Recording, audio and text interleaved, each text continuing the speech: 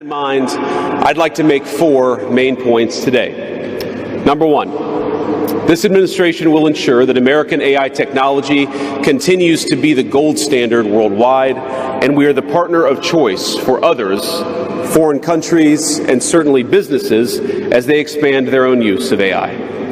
Number 2, we believe that excessive regulation of the AI sector could kill a transformative industry just as it's taking off, and will make every effort to encourage pro-growth AI policies. And I like to see that deregulatory flavor making its way into a lot of the conversations this conference.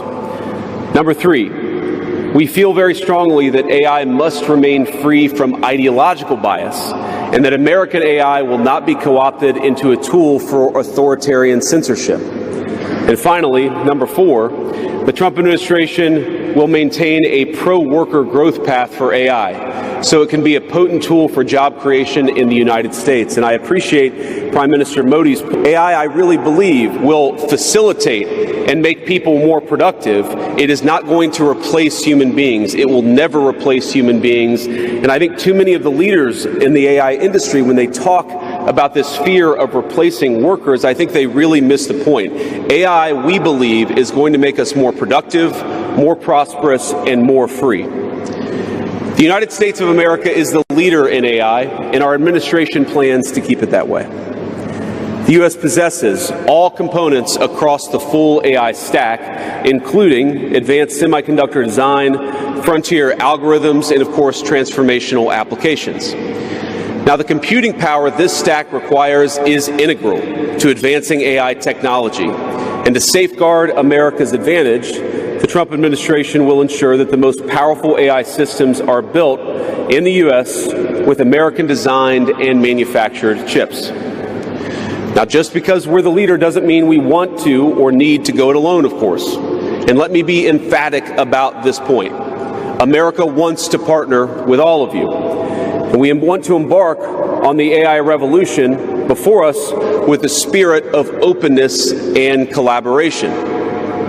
But to create that kind of trust, we need international regulatory regimes that fosters the creation of AI technology rather than strangles it. And we need our European friends in particular to look to this new frontier with optimism rather than trepidation. Now, the development of cutting-edge AI in the U.S. is no accident.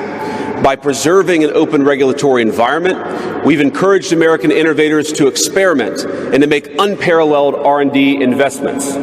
Of the $700 billion, give or take, that's estimated to be spent on AI in 2028, over half of it will likely be invested in the United States of America. Now, this administration will not be the one to snuff out the startups and the grad students producing some of the most groundbreaking applications of artificial intelligence. Instead, our laws will keep big tech, little tech, and all other developers on a level playing field. Now, with the President's recent executive order on AI, we're developing an AI action plan that avoids an overly precautionary regulatory regime while ensuring that all Americans benefit from the technology and its transformative potential. Now, we invite your countries to work with us and to follow that model if it makes sense for your nations. However, the Trump administration is troubled by reports that some foreign governments are considering tightening the screws on U.S. tech companies with international footprints. Now, America cannot and will not accept that, and we think it's a terrible mistake, not just for the United States of America, but for your own countries. The U.S. innovators of all sizes already know what it's like to deal with onerous international rules. Many of our most productive tech companies are forced to deal with the EU's Digital Services Act and the massive regulations it created about taking down content and policing so-called misinformation. And of course, we want to ensure the internet is a safe place, but it is one thing to prevent a predator from preying on a child on the internet, and it is something quite different to prevent a grown man or woman from accessing an opinion that the government thinks is misinformation.